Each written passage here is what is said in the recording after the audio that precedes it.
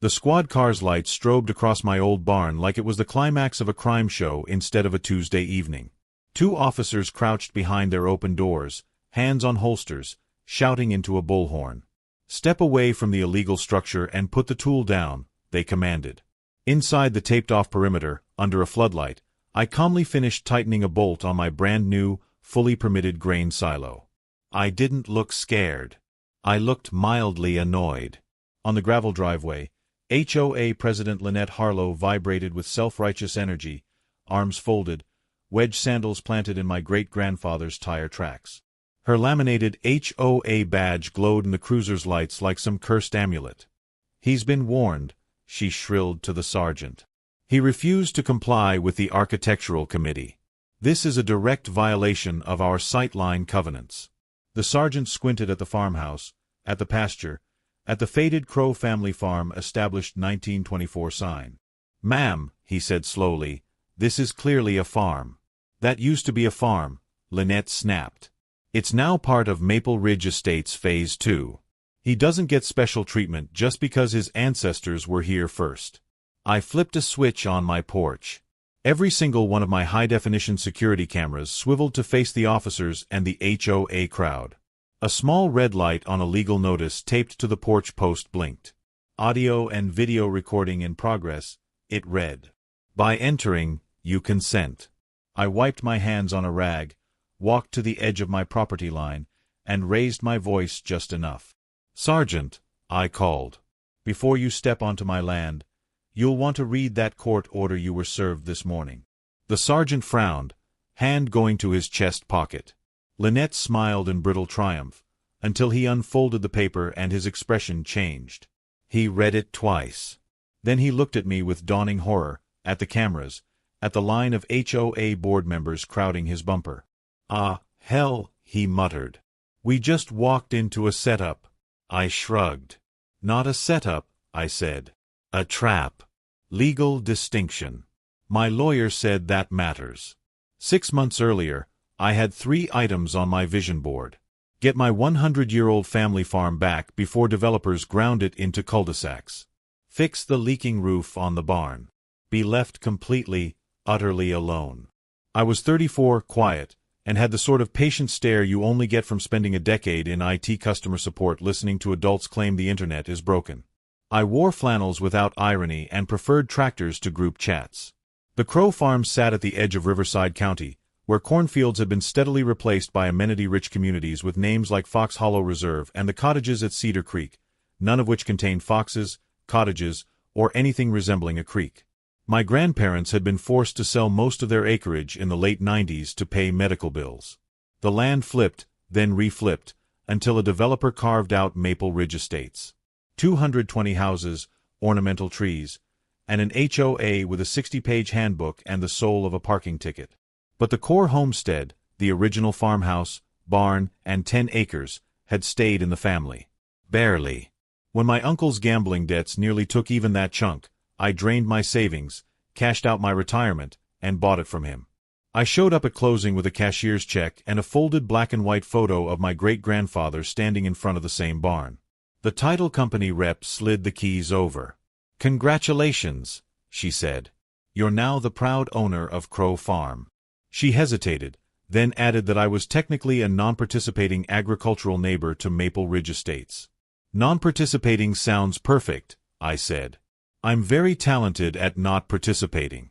I moved in the next day. By the end of week 1, I met Lynette. She appeared on my porch unannounced, perfectly highlighted white blonde bob, yoga pants, and a binder thick enough to stun an ox.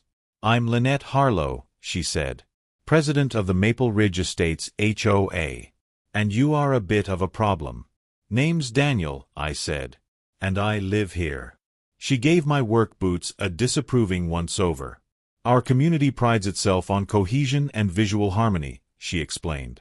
"When buyers see your rustic structures, it can negatively impact perceived property values." I glanced at the barn, weathered and crooked and stubbornly still standing. "That's 100 years of visual harmony right there," I replied. "We're willing to be reasonable," she said. "Our board has drafted an integration plan. You can submit all changes to your property for architectural review. In exchange, we allow you access to community amenities. I have a field, a creek, and no neighbors right on top of me, I said. I think I'm good on amenities. She colored. Sir, you don't seem to understand how this works. Oh, I do, I said, leaning on the porch post. You're the HOA. I'm the guy who isn't in your HOA. That's how this works. Her smile tightened into a warning. We'll see, she said. HOA Karen energy is like mold. If you see a little, there's a lot more behind the wall. First came the letters. A courtesy notice informing me that visible farm machinery was disruptive to the community aesthetic. A request for cooperation asking me to cease the use of heavy equipment between 6 p.m. and 9 a.m. because some residents like to enjoy their back decks without tractor noise. A printed page titled Community Dumpster Etiquette, even though my dumpster sat half a mile from their nearest postage stamp yard. Each one came on letterhead that said Maple Ridge Estates Homeowners Association and ended with a threat. Failure to comply may result in fines and legal action. I stacked them, unanswered, in a kitchen drawer labeled compostable threats. Then came the spying. I caught Lynette and 2 board members standing on the HOA walking trail, phones raised toward my property like they were photographing a rare zoo animal. When I waved, Lynette dropped behind a maple tree. A week later, an animal control officer showed up. We got a report of neglected livestock, the officer said, eyeing my utterly spoiled fat chickens who were currently gorging themselves on watermelon rinds. Neglected, I asked. The complainant said your animals were living in dilapidated, non-code compliant structures. He read from his tablet. The chickens clucked indignantly from their very sturdy coop. After a thorough inspection, the officer shook his head. Everything's fine, he said. Honestly, I've seen 4-H kids with worse setups. As he left, he muttered that he hated HOA weekends. Next came code enforcement.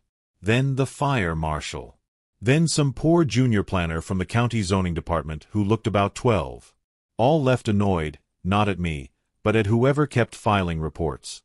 The county notices told a story. Each complaint came from the same address. The HOA office. Submitted by L. Harlow, representing the interests of Maple Ridge Estates. Fine, I thought. You want to represent the neighborhood? Let's see how far you're willing to take it. I read my deed. I read the zoning code. I read, in grim amusement, the entire Maple Ridge HOA handbook to understand how their minds worked. Buried in an old county ordinance, I found something beautiful. The Agricultural Heritage Preservation Act. It granted special protections to century-old family farms, including immunity from nuisance claims by adjacent residential developments, if the farm could document continuous agricultural use and historical significance. Crow Farm, established 1924. Year now, 2024. The ink on the 100-year designation might as well have glittered. I called a lawyer specializing in land use, a bespectacled guy named Miguel Arroyo who sounded delighted to have a client who wasn't a developer. You, my friend, Miguel said, are about to become every HOA's worst nightmare. Legally untouchable and mildly petty. Together, we filed for official heritage farm status. I dug up old photos, tax records, even a ledger my great-grandmother kept of egg sales in 1937. 3 months later, the county stamped it. Crow Farm, designated heritage agricultural property. With that, the game changed. Lynette didn't seem to get the memo.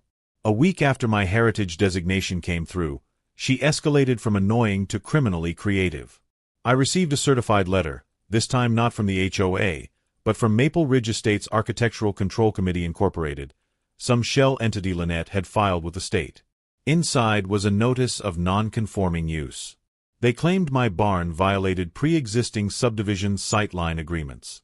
They insisted that when the developer carved out Maple Ridge, they'd recorded an aesthetic easement over the Crow property, supposedly limiting future structures and giving the HOA oversight. Attached was a copy of a sketchy document, allegedly signed by my grandfather 30 years ago. The signature looked wrong. Too loopy, slanted the wrong way. My grandfather's arthritic scrawl had never been that smooth. I drove to the recorder's office. The clerk pulled up the official documents. No aesthetic easement existed in any of the county's records. The document Lynette sent me had never been recorded. It was essentially a fancy napkin with lies on it. Miguel nearly cackled when I emailed it to him. They forged an easement, he said. They're manufacturing authority over your land that doesn't exist. Meanwhile, Lynette started playing a louder game with the neighbors. At block parties and Facebook groups, she spun a tale. I was illegally expanding industrial operations. My old barn was a safety hazard that could collapse toward their property line. My new silo, still just blueprints pinned in my kitchen, was unpermitted construction she was working with law enforcement to shut down. A few frightened residents began emailing the county sheriff, demanding action. Lynette, sensing momentum, went for the big swing. She filed a formal complaint with the sheriff's office accusing me of obstructing community safety officers, threatening HOA board members, and constructing non-compliant structures in violation of subdivision rules. She attached her forged easement. She attached incident reports she'd written on HOA letterhead. She even claimed I'd brandished a tool in a threatening manner during a supposed confrontation near the walking trail. When 2 deputies showed up to talk, I was ready. Every inch of my property line now had clear, politely worded signs. "You are now entering heritage agricultural property," they read. "Area under audio and video recording." I wore a body cam. My cameras captured everything. The conversation with the deputies was calm, boring, and absolutely devastating to Lynette's narrative. They left with a copy of my heritage designation, Miguel's card, and a polite but firm explanation that HOA rules stopped at their fence line. But the complaint still existed. On paper. In the system. Miguel sat back in his chair. "Here's the thing," he said. "False reports to law enforcement are a crime. Especially when you're using forged documents to back them up. And she's doing it in an official capacity as HOA president. Can we nail her for it?" I asked. Miguel smiled slowly. "We can do better," he said. "We can document it. Then we can let Internal Affairs and the State Attorney General do the nailing." Thus, the trap. I applied for a permit to install a new grain silo and reinforce the old barn. All by the book. The county approved it. Stamped, signed, fee paid. Miguel quietly sent copies of every legitimate permit to the sheriff's office and the county attorney with a note. "If anyone tells you these structures are illegal, they're lying," it said. "Please route all HOA complaints to this address so we can track them for an ongoing investigation." Then I waited. It took Lynette 11 days. The night of the raid, I was halfway through bolting the silo braces when I saw the familiar glow of HOA-branded flashlights bouncing down my driveway. Behind them, a county cruiser, lights off but engine running. Lynette marched ahead, flanked by her board members. She was already talking before the cruiser even stopped. "Officers," she called. "Over here. He's in the act right now. This is exactly what we discussed in my complaint. Unauthorized construction. We need to shut this down before someone gets hurt." The sergeant stepped out, tired and wary. He'd been briefed. He knew about the heritage designation, the permits, and Miguel's emails. "Evening, ma'am," he said. "Evening, Mr. Crow." I nodded. "Evening, Sergeant." Lynette thrust a folder at him. "Here's the easement," she said. "This proves we have authority over changes to the property." He's been defiant, aggressive. "Ma'am," the sergeant cut in, "we've already." Before he could finish, Lynette strode past him and ducked under the yellow contractor's tape, heels crunching on gravel. "This area is dangerous," she declared loudly. "I'm ordering a stop work." "Ma'am," the sergeant barked. "Step back behind the tape." "Don't you raise your voice at me," she snapped. "I'm the legal representative of Maple Ridge Estates. You're here because I requested your presence." The second deputy, younger and visibly regretting his career choices, glanced at the porch, where multiple cameras were now recording the entire scene. He saw the blinking recording in progress notice. He saw the big envelope taped next to it.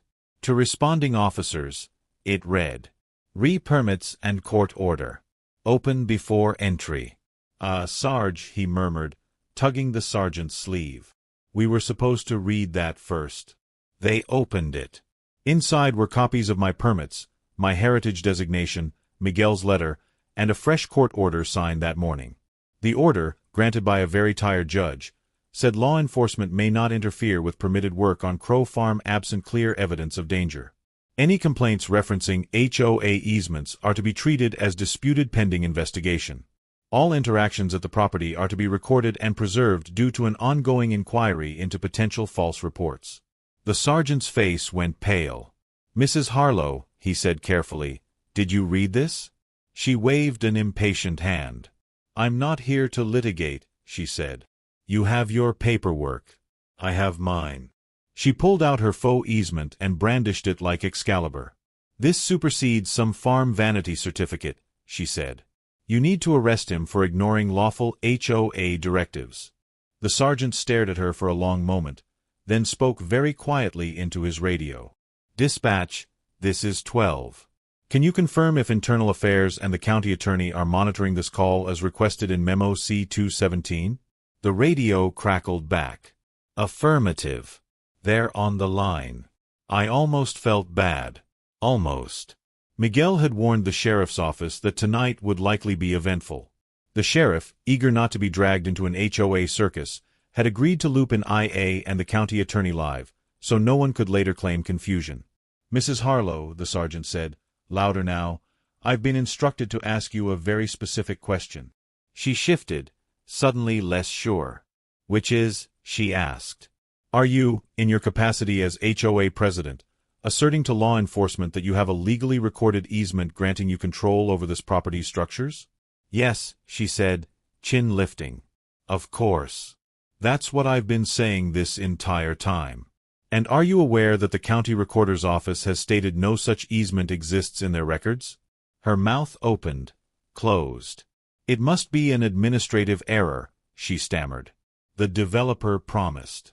"So this document you're holding," he continued, "you're presenting it as official, knowing it's not recorded anywhere and that the supposed signing party disputes its authenticity?"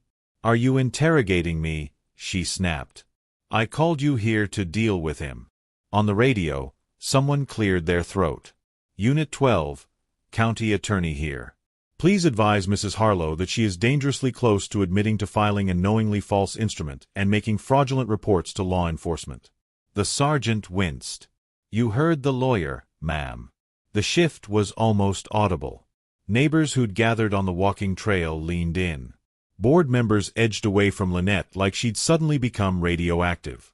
"Mrs. Harlow," the sergeant said, "at this time I'm going to ask you to step out of the work zone and remain here. You are not under arrest, but this interaction is part of an ongoing criminal investigation." "What?" she gasped. "He's the criminal. He's the one breaking rules." "Ma'am," he said, pointing at the permits, the heritage plaque, the recording notice, "his rules are backed by state law. Yours appear to be backed by stationery." The fallout hit like a summer storm. Within a week, Internal Affairs opened a formal case into repeated bogus calls from the HOA. The county attorney referred the forged easement and false reports to the state's attorney general. The local paper ran a front-page story. "Heritage farm owner says HOA tried to annex his land," the headline read. "State investigating forgery claims. Lynette tried damage control." She claimed she'd been misled by the developer. She claimed the forgery was an administrative misunderstanding. She claimed she never intended for law enforcement to treat me as a criminal. Unfortunately for her, the recordings from that night, and her prior complaints, told a different story. She had, in multiple instances, asserted legal control she didn't have, pressured officers to trespass on protected land, lied about me threatening her, and used her HOA title to bolster those lies. The state charged her with filing a false report, attempting to file a forged instrument, and harassment. They didn't haul her off in dramatic handcuffs. This wasn't TV. But she did have to turn herself in, stand for an unflattering mugshot, and sit through arraignment with 3 reporters scribbling notes. As part of her plea deal, Lynette was fined $12,000, sentenced to 120 hours of community service, and banned from serving on any HOA or neighborhood association board in the state for 10 years. When the judge read the sentence, Lynette's face went from red to white.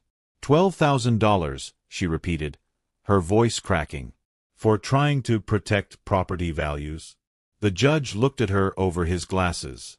No, ma'am, he said. For harassment, filing false reports, and wasting law enforcement resources with forged documents. There's a difference. Lynette sank into her chair, hands shaking, staring at the legal papers like they were written in a foreign language she couldn't comprehend.